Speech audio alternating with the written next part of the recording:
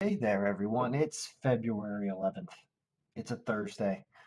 Let's talk about stocks. It's been such a long time since I did a video about the stock market tracker, the stocks tracker. I kind of shied away from the market during the period of time and the transition of the executive branch here in the United States. And I wanted to sit back and watch to see what would happen. Of course, a lot happened during that period, but now we've at least starting to settle into the new administration and new policies, right? So I've seen enough now that I'm ready to comment on what's going on and kind of talk about what a lot of the fluctuations that have happened in different companies, not just Tesla, but your GameStop, right? I mean, look at this. Look at that. What is that? What is that? That's not a chart that appears in nature. What is that? Let's look at that over the last 30 days. Let's look at GameStop over the last 30. This looks like some of the mountains that I drove over in Colorado last week. This looks like Wolf Run Pass that I had to drive over in a two-wheel drive vehicle when there was snow on the road last week, a few days ago. That is what that looks like. That's amazing.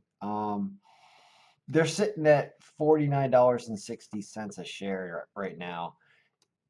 I never did a video on GameStop or whatever. I didn't even really watch too many of them, but I definitely understand what happened here, and I'd love to explain this to everyone. So GameStop is right now valued at a mid cap at 3.4 billion. That's in millions. So 3.5 billion still. Because they got a lot of brick and mortar stores and sell games. Okay, that valuation is pretty bad. They're worth in the millions of dollars because of the locations. They probably rent and they're not worth a lot. So for them to make this crazy jump, what happened here? What was going on? And if you're watching this video and know anything about the situation, you probably have an understanding of kind of what was going on there. But I want to explain why that happened, not the logistics of the short selling and the squeezing of people and the Reddit getting together and dumping money, like all that stuff. Don't worry about that as much as why was this able to happen? And that answer is actually very straightforward. So over the past year, the Trump administration and the Treasury and the Federal Reserve pumped somewhere in the neighborhood of $6 trillion in liquidity, which is just money, but buying stocks, bonds, and the like. All right. Instruments that are in the market that are derivatives of stocks, oftentimes in many ways. So if you just call that just 5 trillion, not even 6 trillion, 5 trillion. Think about a trillion is 1,000 million, right? 1,000 billion, sorry. 1,000 billion, right? A trillion is 1,000 billion. This is 3.5 billion. So if we put 5,000 billions into the market, well, where did it all go? Where did it all go? Did it all go into the hands of sneaky people that we don't know? And the answer is, wait a minute. Things like this have been happening over the last 300 days, which is you've had valuations of a company like this that's 786 billion. They're closing in on one of those thousand billions. Their appreciation has been, obviously, I think like 1,800% or something. I don't know what insanity this is, but clearly something like that. Well, also every other big company has been having a similar type run. Here's Google over the last 300 days. Also just jumping, jumping, jumping. Now over 2,000. I remember when Google was, God, oh my God, what was Google like? I can't even remember how low these things used to be because it's just been appreciating so rapidly. I certainly remember when they were at like below 1,500. When it was Tesla and Google were both at 1,500 before Tesla split and they used to hang out there. This is just a whole nother core. Look at this, 1.5 trillion, $1.4 trillion market cap. So that $6 trillion that was pumped into the economy has gone places. And here's the other thing. You're seeing a swell of this. Here's Microsoft now trying to close in on 250 a share, right? Why? Tech company. Tech companies that are dominating are going to dominate even further. Oh yeah, hey, you know what? I was wondering, how is Twitter doing? I haven't looked at Twitter in a while. Yep, no shit. Yeah, you know why? You know why? Because banning Trump's account and banning My Pillow's account and banning those guys, you know what? That is flexing muscle. How neutered is Trump right now without his 90 million Twitter followers being able to get a message from him on Twitter? This middle finger of the last 15 days or 25 days of us knowing that is us realizing the power of this service and the power of social media in general. And I think we're just going to realize it more and more. Hey, they're only 54 million. If they essentially stopped an insurrection by not allowing the president to tweet his harmful and violent and rousing commands, yeah, I'm going to criticize Trump aggressively. He should be arrested yesterday. There are a host of crimes he should be arrested on. Twitter is just showing that they arrested his content and removed them from his service appropriately. They did what they were supposed to do. And they're being rewarded not only by the market, because the market's seeing how powerful it is, but I think by people who are like, you know what, I'm glad Twitter banned that shit. Good. I'll give them more money. How's good old Walmart doing? I did drive across the country. Of course, I hit my Walmarts all the time. Walmarts define towns, and they're only going to continue to do so. Like, hey, you need to go get cash back somewhere. Don't want to need an ATM. Freaking go to Walmart. You need food or clothes or whatever. I got a nice Denver Broncos like shirt. I got a Denver Broncos like windbreaker in Colorado for $9. I'm gonna start wearing that thing. I have been wearing it in a couple of videos. It's freaking awesome. I've always said Walmart has the world's best business model. We're gonna have everything for you at the lowest price on the earth. That's what we're going to do. They just crush it. So you can see even them, a company that's not that volatile. Here's 400 million in market cap. There's more room for them to grow there because we tell you, they are a base for like homeless people and people in living out of their vans and stuff that like park in their parking lots. They don't even tow them out. Like they're nice. Like Walmarts have become essentially like a government service in a town. I'm telling you. I think they're starting to put vaccines and distribute vaccines there. Yep, that's the most predictable thing in the world. Because where are you going to go when you need to get something done? You're going to go to Walmart. I tell you, Target. Which I can't remember Target. TGT. Is that right? Yep. Even them too, right? That people are like, I'm sick of going to Walmart. I'm going to go to Target. It's going to be one of the two. You can see that there's a binary relationship, but they're both benefiting from all this money in the system. So, given that there's all this money in the system, well, how does stuff keep going up? What if Biden doesn't continue this? What if the Federal Reserve doesn't continue this endless pumping of cash into the system? Won't that result in stocks going down? The answer is kind of yes, but here's the weird thing. So because the trillion number is so big, right? That's 1,000 of these 96s is a trillion, right? And you can see that there are a lot of companies in the stock market, but some of them have been going down. Like, what is Exxon?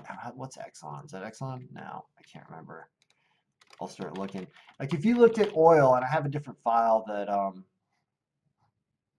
no, not in here. I think I removed all my oil from this list, actually. Who else do I want to talk? Oh yeah, Schrodinger. Here's another benefactor of all this money in the system. So people have been looking at, well, who are the hedge funds and the decision makers that have been really crushing it over this past year?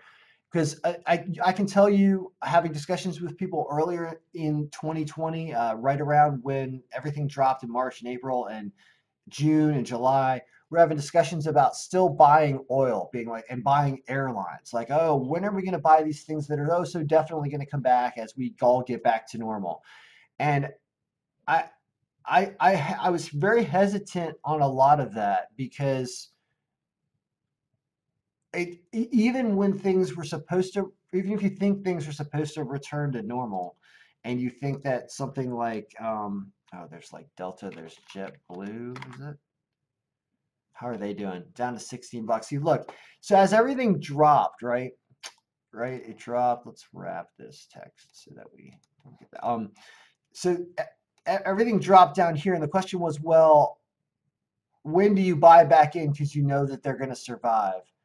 And the answer is look at them being only a $5 billion company, um, owning a lot of stuff. Are the planes going to fill up again? And the answer is yeah, they will, sort of. Or are people going to be buying their own like vertical takeoff and landing drones that fit two people that we drive themselves because we really don't want to spend 6 or 8 or 9 or 10 or flying across the world 12 hours on a plane with, you know, 80, 100 other people that are coughing and sneezing and babies crying. Like, I think you're seeing such a drastic change in what's going on with the world and what we demand because the virus kept us all cooped up that we had no time. We had all our time to be on our devices and do things virtually. And and so the old way of doing things just had to stop for a while, and it's really just destabilizing everything. But well, what does that mean? When we put ourselves under stress as a society, we change and we find things that are better. So here's a company that's not making money, that's still valued at $7 billion. I think they might have had a profitable quarter, but it was barely. Um, but what do they do? What do they do? What does Schrodinger do? Schrodinger designs molecular sized solutions to biological problems with artificial intelligence and coding. So this is one of those things where, oh, when somebody figures out how to program a way to fix biological problems at the molecular level, meaning like the most smallest granular level of putting together our body as Legos, like how do our cells work and how do the enzymes and proteins and all this stuff work and work together, and how do we regulate that to produce outcomes that we want to prevent cancers and to fix up areas that are clogged, to do all kinds of things that we might want to do. So when you get something like that right, the potential of the payout is not only beneficial financially, but also beneficial for the world, for the health of humanity. So you have a lot of value investing occurring now. And even though this company doesn't make money yet, I loved their idea. I talked about them a year ago. Then I got pissed off because they did this thing. And I was like, oh, this is a company that isn't making money yet. Well, I can program what they're doing. I mean, I'm programming. I basically do the same thing they do in Microsoft Excel, except I don't do it with all the artificial intelligence. I mean, good for them. Like, good for all of us. So, like, if I can do it on my own in a file right here, then should this company really be worth $7 billion? The answer is yes, because what they're doing is going to be solving biological problems. So it doesn't matter that it can eventually be copied and programmed in something that we all can access as a universal general intelligence. It just matters that they can do it. It's funny because yeah, I love that people are investing in companies like this. And so that is kind of what's going on in the market. I mean, that's why you're seeing this insanity. Like, you're seeing a chart that does not look like it could be drawn by a child because it's too fine and right? Like, this was just 25 days of GameStop. And this is like what, $5 or $7 or something, or $20, and this is like 300 or 400 or something insane. So this is all because of extra money in the system by the people that play the system, by the not only the hedge funds, but also the Reddit kids, or whatever, however you want to classify them, the YouTubers, the people that have made all these billions over the last year, it's not 24 days, over the last year. Tesla was a I believe like a $90 billion company or something at the beginning of the year, sort of somewhere around there, or over the summer, and now they're almost 800 billion sometimes, right? And the fluctuations of stock, insanity. But there was a lot of money. If you bought options on them a while ago, you made I mean, thousands and thousands of percent of return on your options. I remember seeing options for like $1,200 in September that could have been sold for $40,000 in December. It's just been insane. So all that money just proliferated into the market in many different ways. And you can still watch this stuff go higher because it's going to continue to get passed around and sucked out of the companies that are not going to be surviving. You know, your Bed Bath and Beyonds and stuff, I do not think they're going to survive. Your Overstocks.com are not going to. Yeah, see this craziness here. Who be calling me? We don't care. So anyway, all that being said, I would say that um, looking right now, um, Tesla is actually viable. It's funny. It's only at 815, and and if you look at what's going on here, see this drop here? That's yeah. Don't worry. They have the best engineers. They're going to be Elon. Elon is the Lord and Savior of intelligent humanity. I mean, he really is because he's he's taking over all kinds of industries, and you're seeing things like, oh, we're not going to be making combustion vehicles anymore like 10 years from now. It should even be less than that. It should be 5 years from we should stop with combustion vehicles altogether and just build out charging stations everywhere because it's too smart not to. It's obviously going in that direction. I've always said it's such an obvious argument that even my friends who are like want to kick my ass because they know I want to get an electric truck that are friends of mine, they still they're going to stop with that. Like they're going to stop with that because if you turn your gas powered truck on in your closed garage, you die to warm it up in the winter. If you close your garage and you turn your truck on and you leave your baby in the car and you go inside and you get a phone call, your baby ends up dead from from uh, from the exhaust eventually. All right. It takes longer now because cars are better with their exhaust, but you still die. You know what happens in your electric car? Nothing. Your kid continues to watch, baby bum on the television, right? On the phone, whatever, on the screen, probably it's in the car. So we're evolving into this future. And that's why this happens when you pump $6 trillion into the economy for no reason. Not reason, but when you do that, this happens, and this is going to continue happening because it's going to continue to get passed around. All right, so that's a big long stock update. I'll be doing some more sport related stuff later today, and then tax stuff and all kinds of things. It just never ends. So good luck, everyone. May all your pick good companies that promote the future and the future that we want, and you're going to continue to win in this economy indefinitely, in this market indefinitely, because there's all that money in the system flopping around. It's like we all got thrown into a big moon bounce of cash everywhere. And if you just jump in the moon bounce and enter the market, most of the times you're not going to get crushed by another, you're not going to get crushed by someone else because everyone else is trying to grab their own money and there's just so much money all over the place that if you enter the market, you're going to be able to get a handful. So good luck, everybody.